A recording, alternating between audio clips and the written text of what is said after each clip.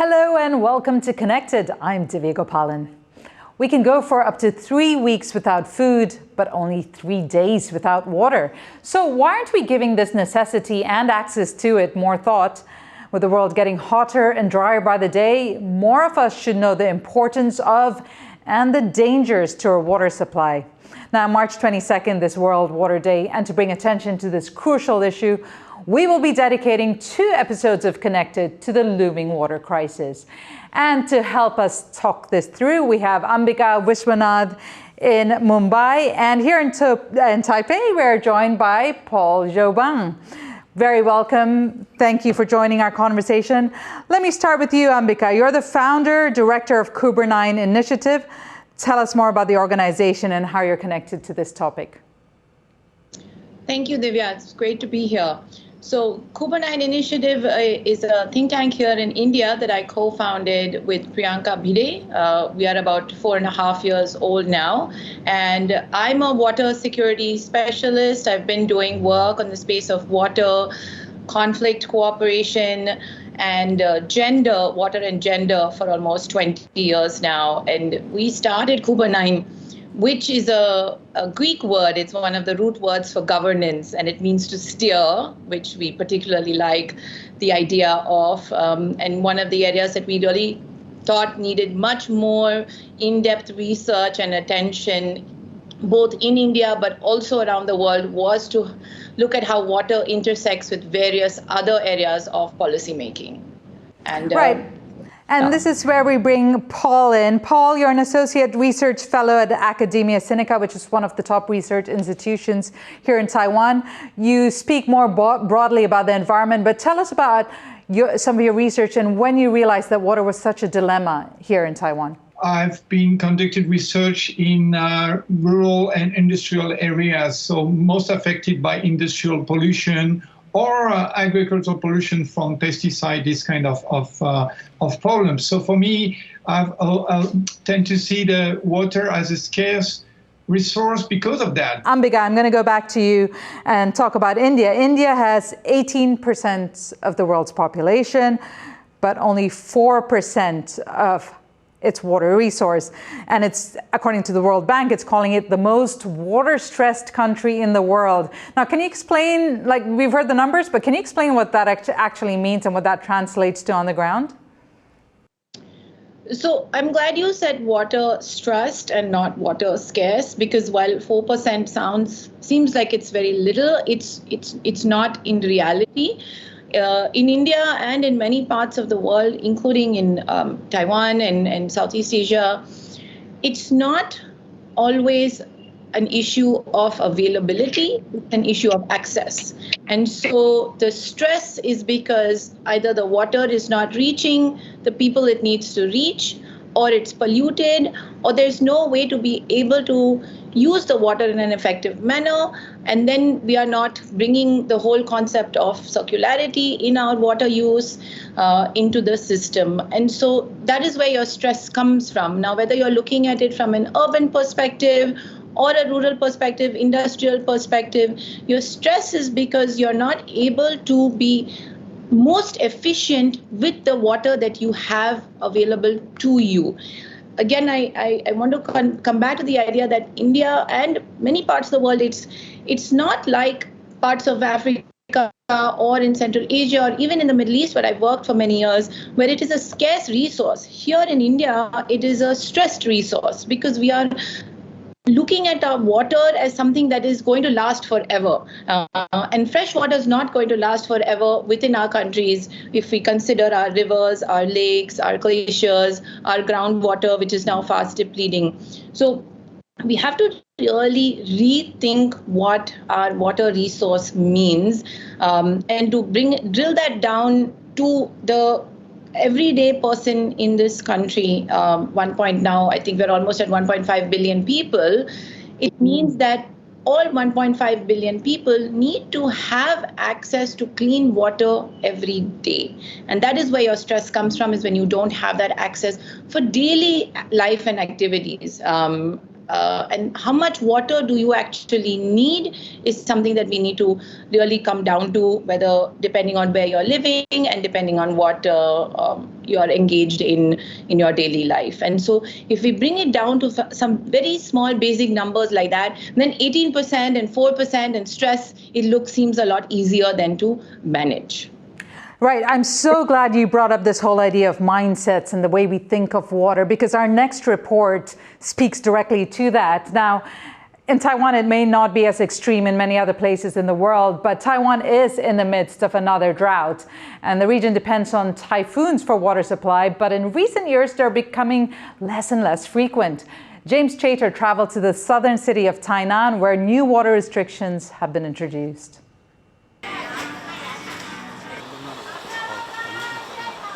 Taiwan's southern city of Tainan is famous for its traditional food and architecture, but more recently it's becoming well known for a more troubling reason as the epicenter of Taiwan's water crisis. Last year, average rainfall in this part of Taiwan was the lowest it's been in 30 years, and as a result, the alert level for water restrictions has just been raised across the city. In early March, Tainan's government implemented an orange alert level for water restrictions. Industrial users of more than 1,000 cubic meters per day who don't reduce consumption by 10% will have their supply cut off. Nighttime water pressure to households was also reduced. Tainan has also set up a drought management centre, and part of their job is to promote water-saving practices. But many here say restrictions are yet to affect them and that they've become numb to the city's precarious water situation.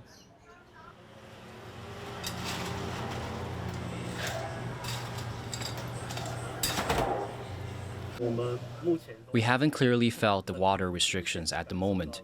Here and at our stall near the city government building, we have a water tank, so right now for us it hasn't felt like there is a drought situation.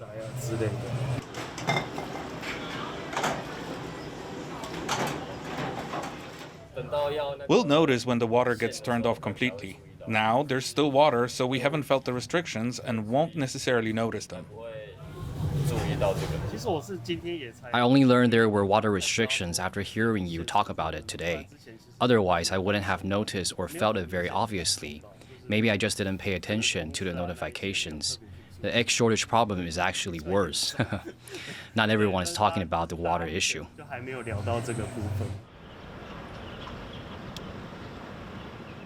There are glimmers of hope, but for many here it appears the severity of this water crisis hasn't sunk in. And that means alerting people to the fragility of this precious resource could be the biggest challenge. Sing Lin, Jasmine Lin and James Chater for Connected. So Paul, let me bring it to you. What did you think when you saw that, of how unaware, I guess, or how little thought people give the fact that there is a drought and water shortage? And bring it back to your specialty on pollution. How aware are people of the threat there is to the water Taiwan has? Well, thanks for having this report from Tainan. I'm based in Taipei now, and I haven't been to Tainan recently, so I was not. I'm aware that there are some restrictions there, but in Taipei there is. I mean, it's not in daily conversation. I mean, I care for this issue, but nobody talk about it, and I see no restriction on water so far. I think in Taiwan we tend to focus too much on water reservoirs, and let me give you some rough figure to explain my point. Daily per capita consumption of water is about 290 liters in 2020. I don't have more recent figures, but that's not far from 300 liters per day. To put that figure into perspective, 300 liters is equivalent to about 17 water cooler jugs, you know, those big pack of waters. And the national consumption, and most of it come from agriculture, with more than 70% of the nation's total. Next are domestic users, around 19%, and industry with around 9%. So you just mentioned about the lack of typhoons recently, and that how it impacted for example, Taiwan semiconductor industry, which has been in the media for the last 2 years for geopolitical issues. Okay, but most of the water used for agriculture, like 90%, goes to irrigation. The water for irrigation comes mainly from rivers, not from reservoirs. Only 10%. And there's another 4% which comes from groundwater, which is interesting because it's right. And as you say, a lot of the focus is on reservoirs. I guess that's most visually, I guess, stark when you look at the water levels. But I want to bring Ambika in here because just bring it back to the whole idea of domestic use, the everyday use of the everyday people. And of course, as you said, agriculture, industry, all of that are so water thirsty and possibly, they are the biggest water users. But we will definitely touch on those a little later. Ambika, I want to come to this idea of people's awareness and maybe the ease of access here. It's so easy to access water here. Whereas in India, in 2019, about 80% of the households did not have access to running water. And since then, the government has started this initiative, as you'd mentioned to me in our previous chats, to get piped water into every domestic home. How has that played out nearly 4 years on, and what's been the impact of that? The piped water to every household scheme, which was announced in August of 2019 by the current government in India.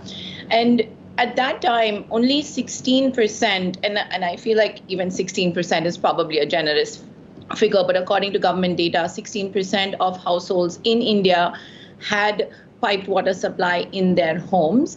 Now, about a little over 3.5 years on, the numbers have gone up to about between 55 and 58%. I think they're still collating that data, but let's look at 55%. So that's a huge increase in 3 years, where we had 2 years of COVID going on in India and in the rest of the world. So the infrastructure development on having piped water to every household has been incredible. And the target is every household by 2024, which at this rate of increase, we are likely to reach that target or almost reach it by the summer of next year. But I think one of the most important questions to ask here is that you can bring these pipes to everybody's house, but are these pipes carrying clean, potable water for those families to use? I think that is something that still needs to be studied and understood, because a pipe without clean, potable water is just then a piece of infrastructure in your house. It's not really going to help.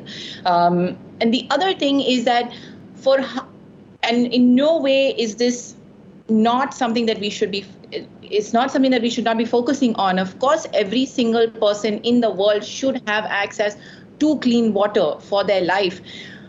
But when you reach a stage where you have had no water in your house to an abundance of it in your house, are we also accompanying that infrastructure development and scheme with a certain level of awareness, so that going forward, you're not perpetuating a new cycle of problems where there is the lack of awareness on where that water is coming from, what is the actual cost of that water in your house, how do you use it efficiently, how do you use it so that there is no waste. I mean, we've already seen that problem in households in India and around the world, developing and developed countries, where there has been huge amounts of waste in cities that have had access to water with no thought behind it. So going forward, we need to change that thinking and that mindset. So all of that access needs to come with understanding and awareness. Now, for households that have had to wait, and on an average in India, women wait between 3 and 6 hours for water every day. This is a huge opportunity cost also for them from an economic perspective. Those are the people that know what is the value of water. But imagine several years down the line, you have a next generation of people who have not understood what is that value because they have not had to go through that struggle. Are we going to see a whole lot of waste again?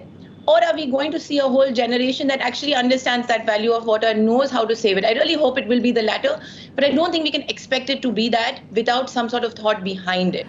Right, and that is where I wanted to compare the situation here in Taiwan to that, a very, very, possibly on the opposite end of the spectrum there, the value of water. I love that you brought that up, because India's problem may be the lack of water, whereas in Taiwan, I hate to say this, but the problem may be that access is just too easy. And many say that it's because of this, or this is also because water is so cheap. So we took an excerpt out from Sally Jensen's TaiwanPlus news report. Take a look.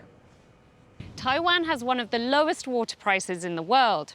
This 10 Taiwan dollar piece worth about 30 cents could get me 1 whole ton of fresh water. That's 1,000 litres.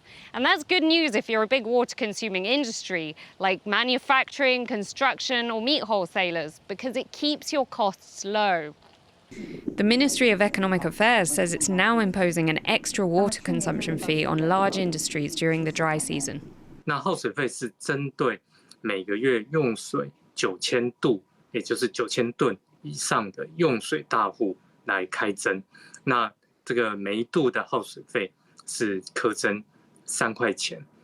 So, Paul, I mean, this comes back to your point of industry again, the access of water, how cheap it is for industry to have that water, and therefore how little thought is given to it. And can you tell us what kind of a problem this has made for Taiwan in general, just assuming that there is an abundance of water and it will continue to be so? My problem with the very notion of water resource is that when you put water as a resource, and even worse, when you put it as a natural resource, you tend to take that resource for granted. Instead of, I mean, maybe we should choose another word like water gold, or something which would really price the water or give it its real value. So I mentioned about the current focus on the water reservoirs, which are of course important.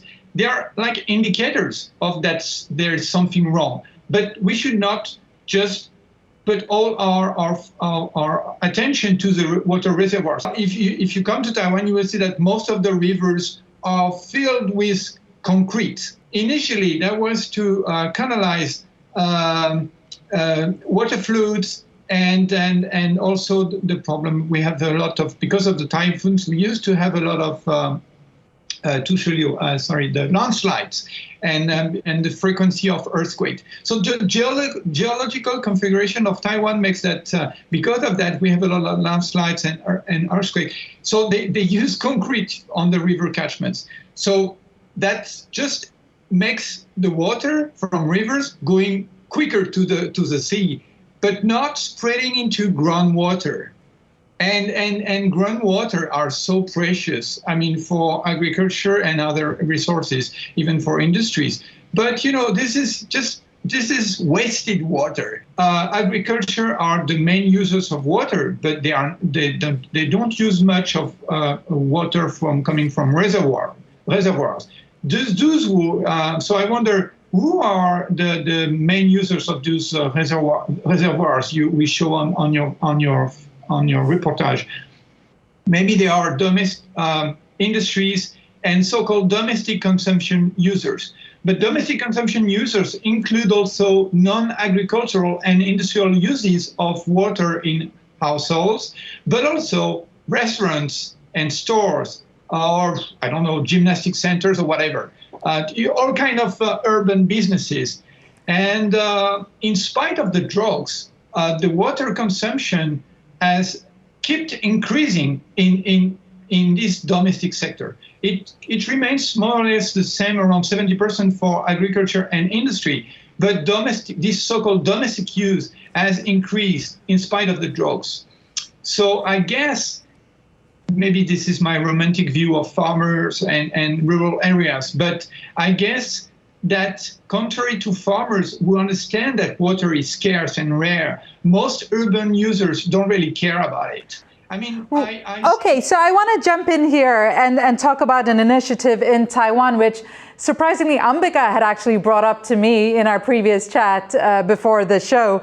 And it's about this tiered water system. That is, the more you use, the higher rate per cubic meter you pay. And I canvassed our office, and most people were not aware that we were doing this. But Ambika, you said that this was something that perhaps should be looked at more closely. Why is that?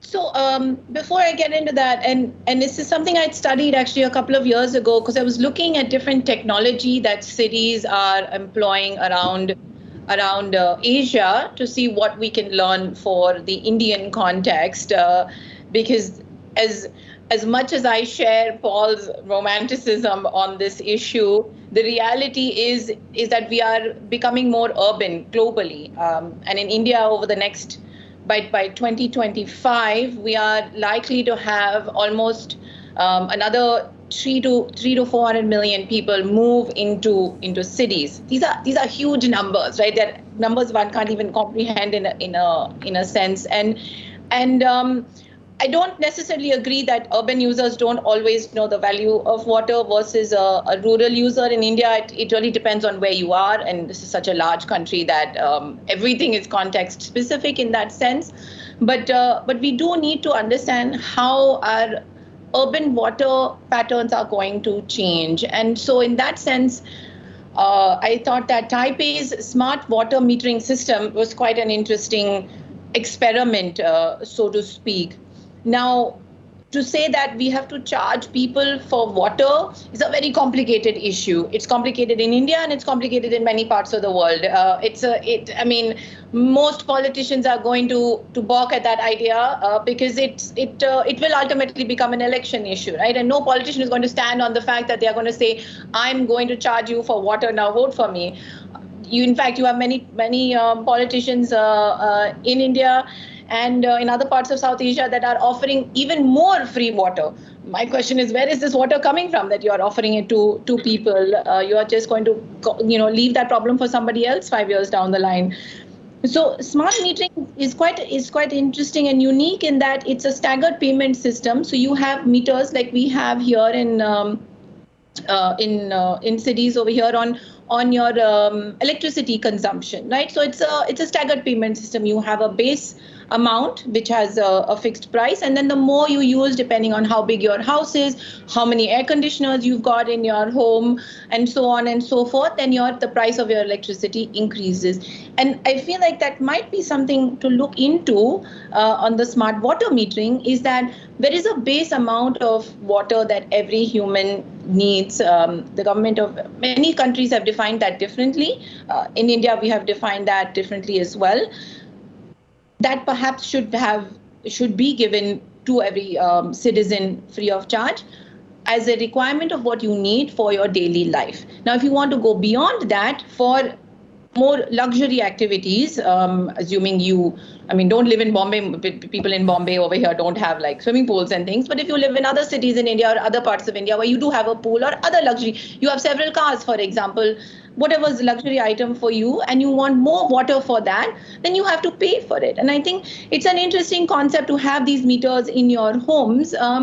It will also then teach you that value of water. And as you rightly said, Divya, in cities now in Taiwan, but even in India and in other parts of South Asia, Southeast Asia, many cities and citizens within cities do not understand the value of that water, because you do have cities, even in developing countries, that have had access their entire lifespan. So you also have disparities within cities. Mm-hmm. So it's a very important, I think, to bring that mindset in, that this is not something that you're just going to get free forever. And it's not free, it's a hidden cost depending on where you live in your societies or your buildings and things like that. But it's, in a sense, it's free. It's 24/7. You open the tap, there is water. Mm-hmm. So how do we bring that mindset change along with ensuring there is access is something that needs to go hand in hand.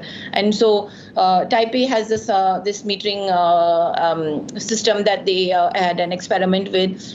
Singapore has different kinds of systems, and other cities as well around the world that I've been looking at the tech side. And I think bringing the tech and water conversation together becomes then really important.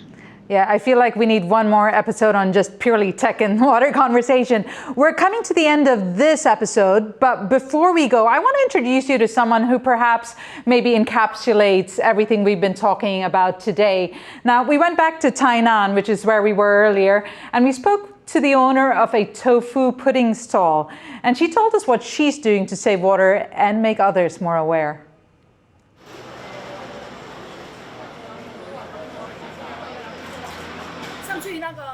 I'll often go on Google to check what the water levels are in Taiwan's reservoirs, and I'll check what percentage they're at. That's what I believe in doing. When customers come, I'll tell them we have to use water sparingly. When we're washing plates, we'll also be very careful using water. After rinsing the first time, if you've not really used it much, the water can be used again because it's still fairly clean. What do humans need? Air, water, sunlight. Without any of those, you can't survive. Well, at this point, we have to say goodbye to our viewers for this episode of Connected. But Paul and Ambika will be staying with us to continue the conversation. We feel this is much too important for just one show, so join us next time when we'll be taking you to Taiwan's largest reservoir where water levels are reaching crisis point. Stay connected.